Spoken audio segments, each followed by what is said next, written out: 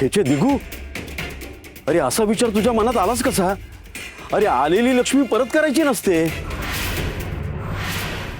दिगू, तू तुझ्या वडिलांच्या पावलावर पाऊल ठेवू नकोस. उगाच नको तिथे उदार होऊ नकोस. अशाने भिकेला लागू आपण.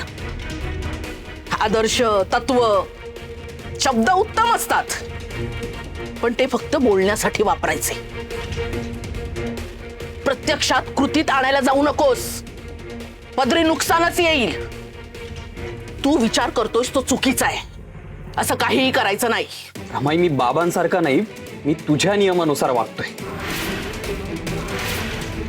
मी आपण कमावलेलं धन उधळत नाहीये किंवा कुणाची कर्जातून मुक्तताही करत नाहीये.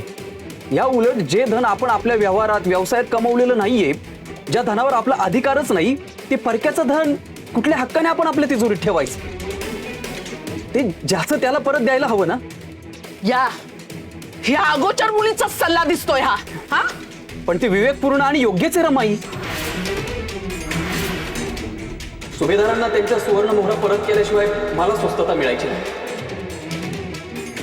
आम्ही जाऊन देऊन येतो. देत्या मोहरा.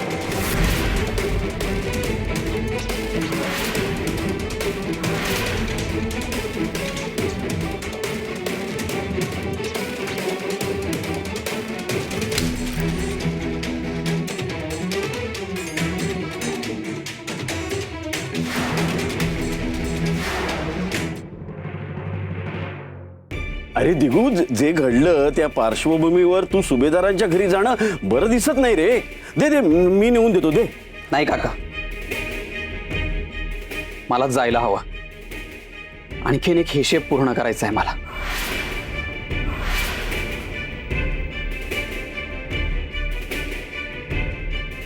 चल सको.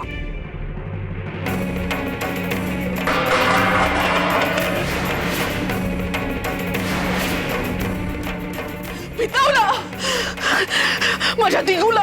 या सखून पितावलं. माझ्या विरोधात पितावलाय.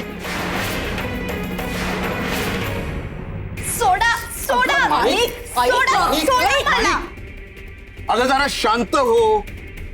आग आमच्या अंगाची पण होतीये, पण म्हणून आम्ही दोघे जण बाबाजींकडे गेलो होतो ना. मग बाबाजींनी सांगितलंय तो नाग धरून आपल्या पायाशी येईल म्हणून. नाही, असं कधी होणार नाही. तुम्ही ना खोटं बोलताय. ते कधी आपल्या दारात येणार नाही. आम्ही येऊ का आत?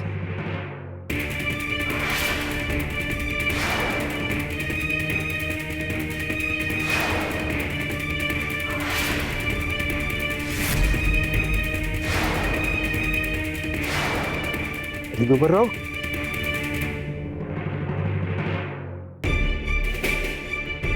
तू कशाला येतेस इथे? कशाला आलीस? आणि तुम्ही सुद्धा कशाला आलाय तिथे? नवीन जखम करायला की झालेल्या जखमेवर मीठ चोळायला? माणिक चल, तू मागे हो, शांत हो.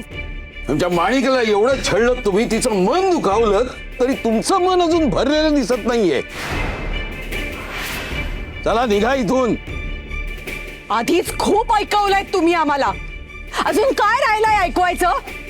सोड्यानी आलेत दोघे मोठे. कशाला? मिरवायला आलात?